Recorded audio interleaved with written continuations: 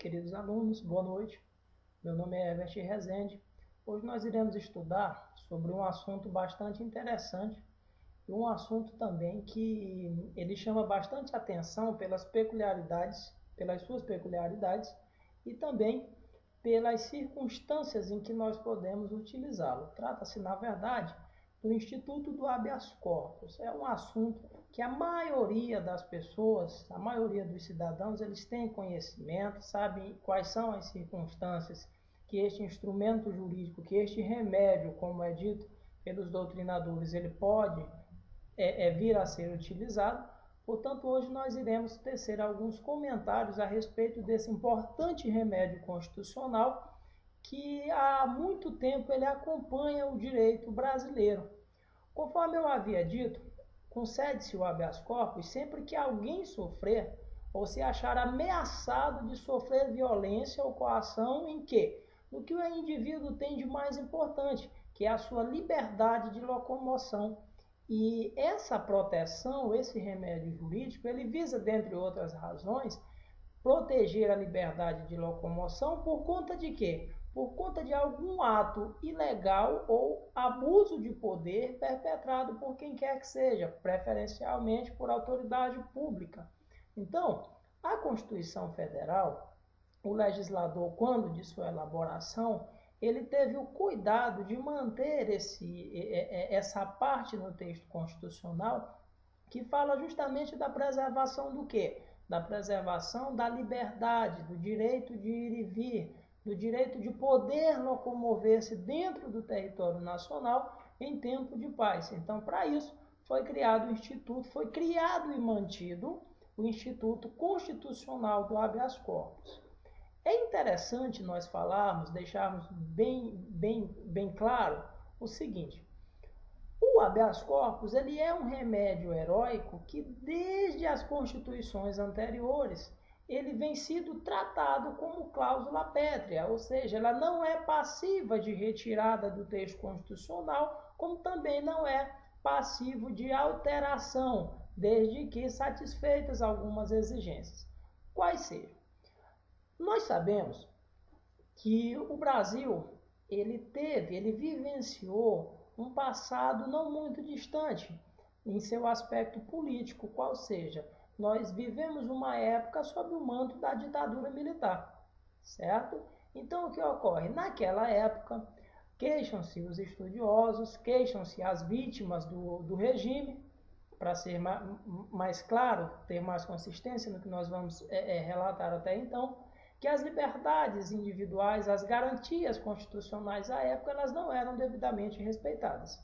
Tá? Por conta disso, houve uma mobilização social, o Brasil ele mudou a sua forma de governo, saiu de um regime ditatorial e ingressou no regime democrático, que é o regime que nós vivemos hoje.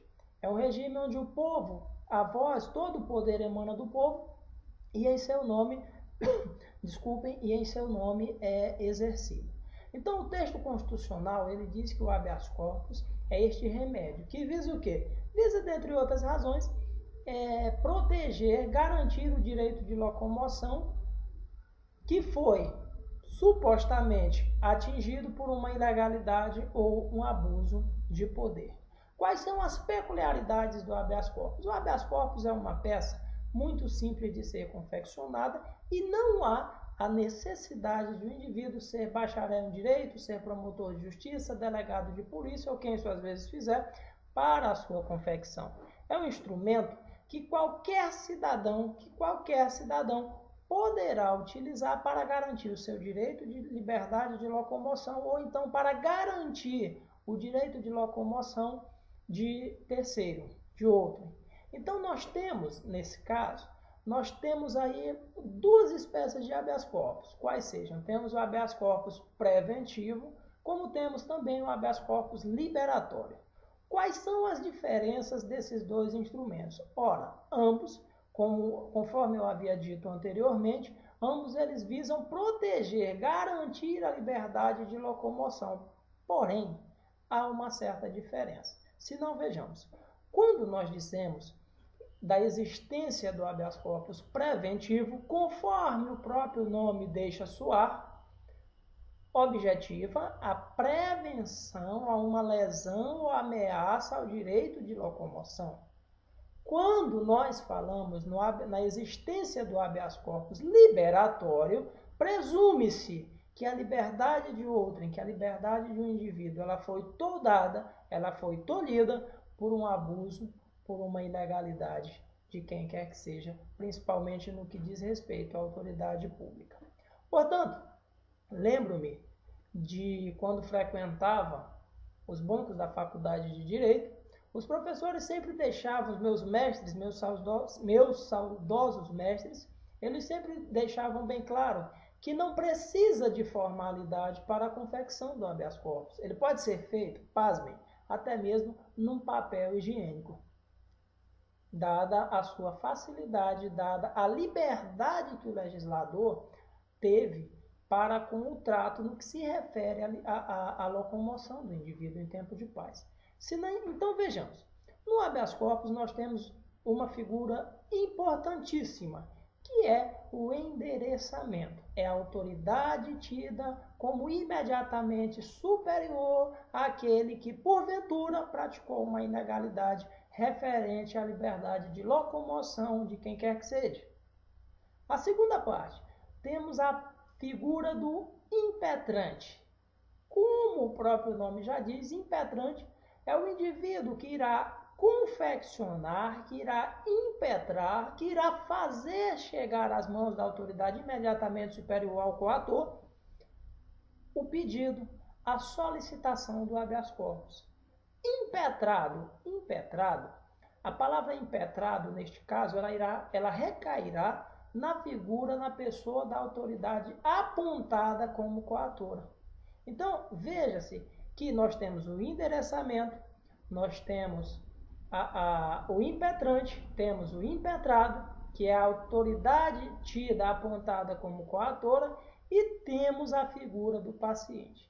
Mas por que a figura do paciente neste instante, neste exato momento? Justamente por ser o habeas corpus, um remédio heróico, um remédio que salvará das garras do arbítrio aquele que encontra-se preso, aquele que encontra-se com a sua liberdade de locomoção comprometida. Portanto, note-se que a confecção desse instrumento é algo de muita facilidade. Não precisa um estudo aprofundado, não precisa ser um profundo estudioso, conhecedor das leis, para que se tenha uma ordem de habeas corpus avaliada. Então, nós temos o quê? Temos o endereçamento, temos o impetrante, que segue-se a sua qualificação, temos o impetrado, que nós podemos dizer também que é a autoridade apontada como coatora, e temos logo em seguida a narrativa fática, a narrativa dos fatos. De que forma a história se desenrolou para que houvesse a necessidade, da impetração de uma ordem de habeas corpus. E finalmente nós temos o pedido, que é o que pedido? Espeça-se o competente alvará de soltura para que o acusado, seja lá do que for, seja posto imediatamente em liberdade. Findo isso, verificando, recebendo a petição de habeas corpus, o juiz ele terá aí duas opções no primeiro momento. Quais seriam? Vejam bem, raciocinem comigo.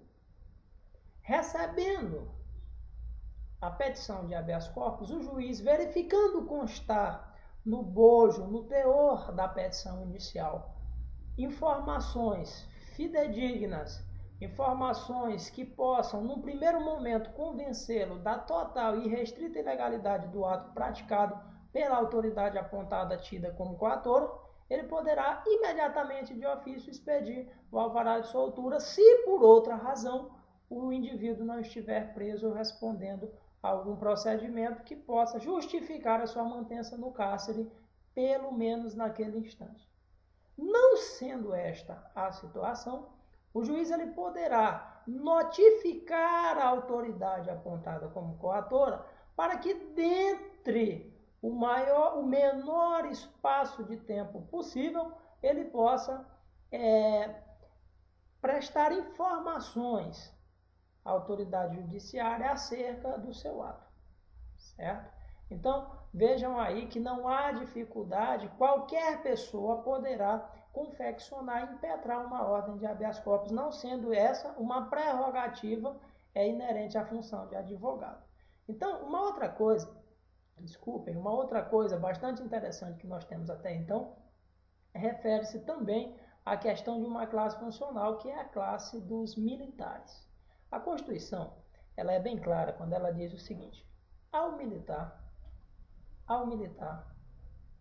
não é cabível habeas corpus em se tratando de prisão disciplinar militar. Particularmente, eu imagino que seja esse um retrocesso no campo de direito penal militar, no campo de direito constitucional, no campo de direito penal e processual penal. Por quê? Porque você fazendo isso, o legislador agindo desta forma, comete-se uma grave injustiça, comete-se um grave erro, que é de entregar a liberdade de uma classe funcional, de uma categoria, de um servidor público, nas mãos de uma autoridade imediatamente superior, sob o aspecto funcional. Então, nós temos, essa situação que envolve a classe dos militares. Mas como assim? Vocês podem agora indagar, mas o senhor está entrando em contradição justamente por afirmar, e nós todos sabemos, que a Constituição é bem clara quando ela diz: todos são iguais perante a lei, independente de raça, credo, nacionalidade, e etc, e etc, e etc. Nós temos aí a figura do princípio da igualdade. O legislador ele foi taxativo, ele foi óbvio. Todos são iguais perante a lei. Então, não se demora muito para que no próprio texto constitucional nós encontremos a questão envolvendo os militares. É uma classe funcional diferenciada que, pasmem, ainda hoje, há abusos que ocorrem envolvendo os militares de menor graduação, de menor posto. Isso é fato comum.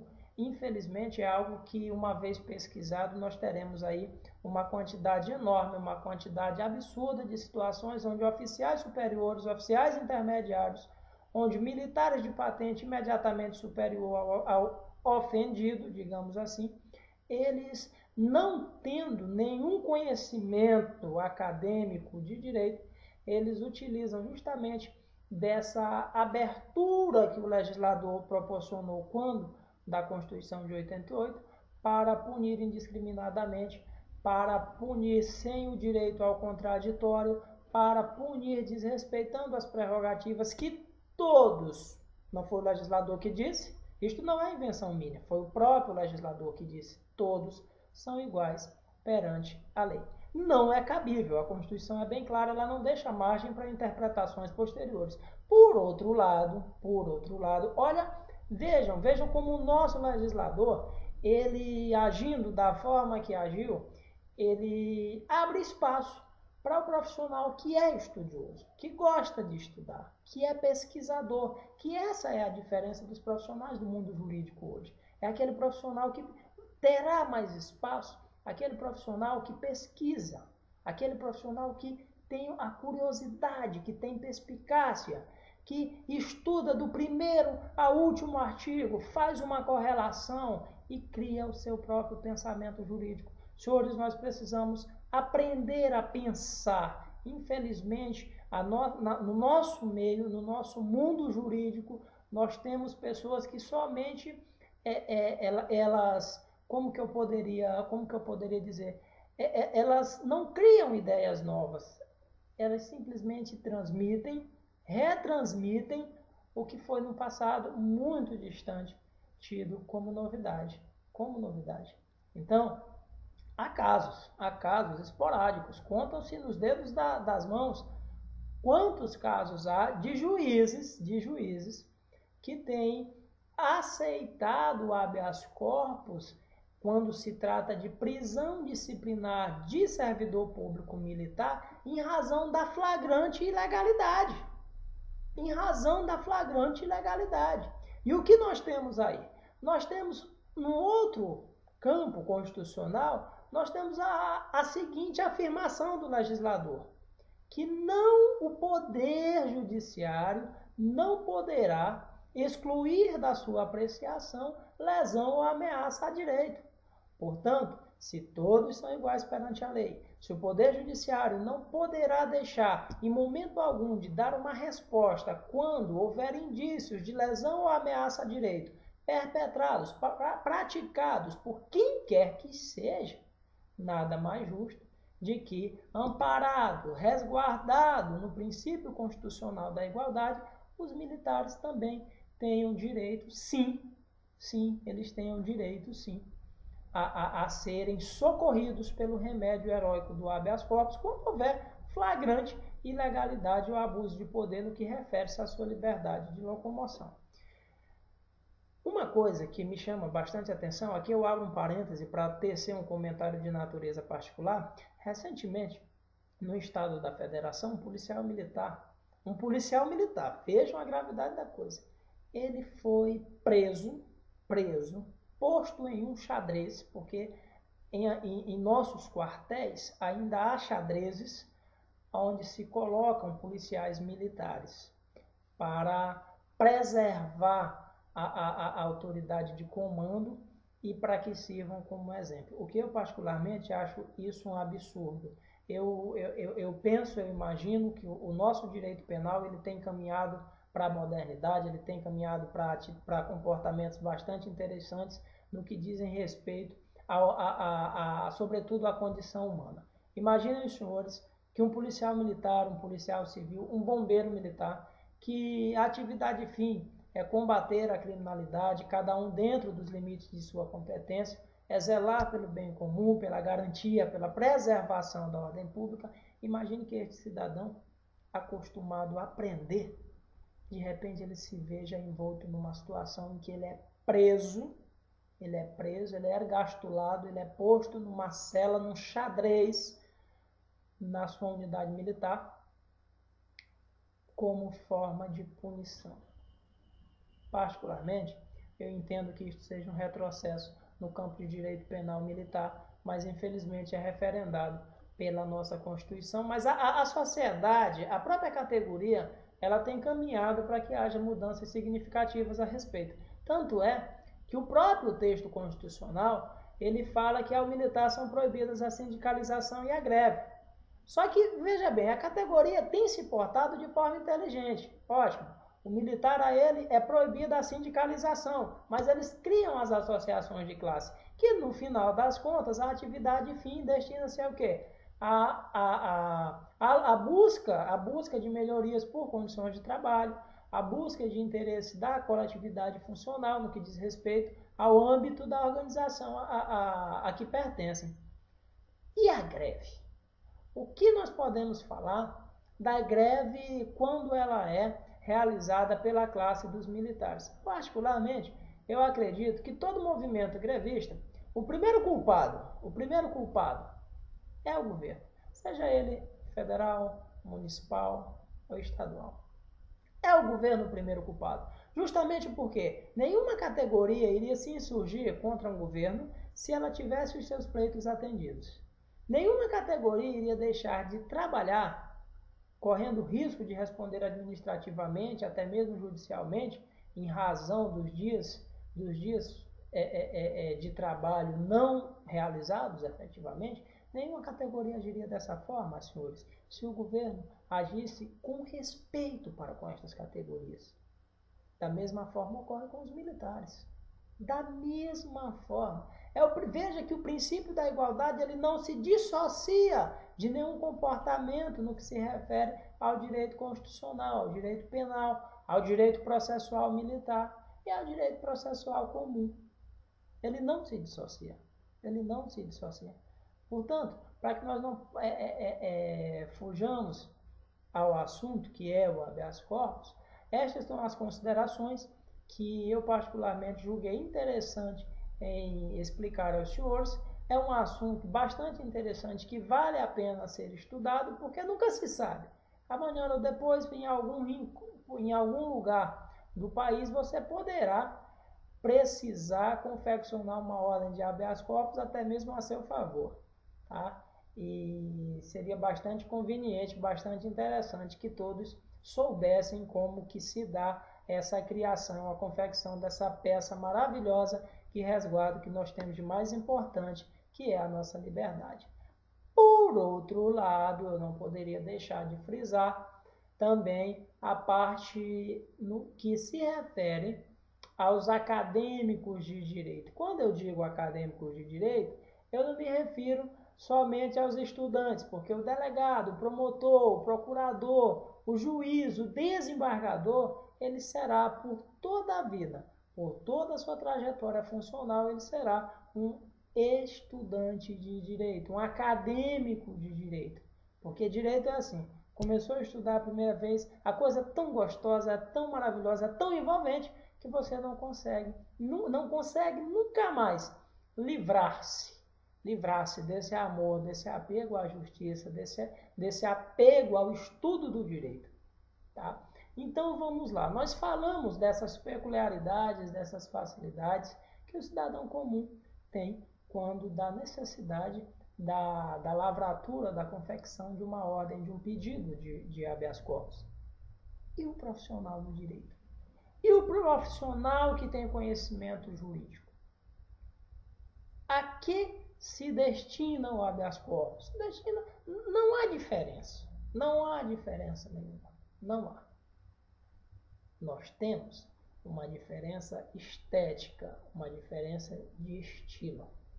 É inconcebível que um advogado, que um estudante de direito, que alguém que tem conhecimento jurídico acadêmico adequado,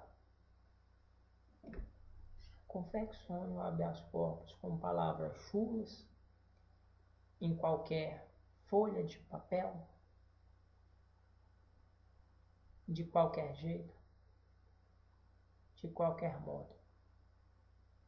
O juiz, os senhores que são estudantes de direito, senhores que daqui a no futuro bem próximo estarão nos tribunais defendendo os interesses da sociedade, os senhores precisam adotar obrigatoriamente um estilo profissional polido, clássico, escrever com maestria, porque o direito é maestria. Não só ao falar, não só ao argumentar, não só ao utilizar-se tão bem da oratória, mas os senhores devem ter como uma arma inseparável a escrita.